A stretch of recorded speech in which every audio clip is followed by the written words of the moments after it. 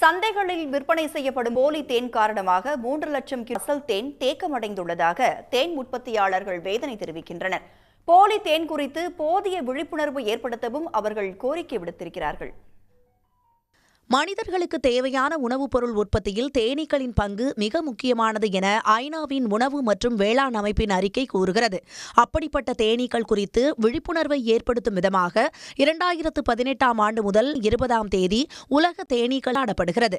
காடுகளில் மட்டுமே இயற்கையாக நடைபெற்ற தேன் உற்பத்தி தற்போது தேனீ வளர்ப்பு மூலம் பல மடங்கு அதிகரித்துள்ளது. மாநிலம் முழுவதும் குடிசை தொழிலாக பலரும் தேனீ வளர்ப்பில் ஈடுபட்டுள்ளனர்.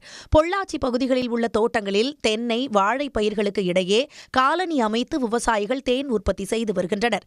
சுமார் 1 கிலோ தேன் எடுக்க 3 மாதங்கள் ஆகும் என தெரிவித்துள்ள உற்பத்தியாளர்கள், சீனா உள்ளிட்ட நாடுகளிலிருந்து போலி மற்றும் கலப்பட தேன்களின் விற்பனை அதிகரிப்பால் உண்மையான தேன் 3 லட்சம் கிலோ அளவிற்கு தேக்கமடைந்துள்ளனர்.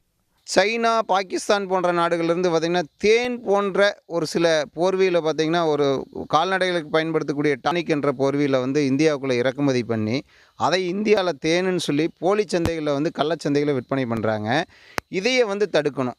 இந்த சூழ்நிலை இதை தடுத்தால் மட்டுமே தான் பார்த்திங்கன்னா நம்மளோட தேனீ வளர்ப்பாளரோட தேன் இந்தியாவிலையும் விற்பனை செய்ய முடியும், மேலை நாடுகளுக்கும் ஏற்றுமதி செய்ய முடியும்.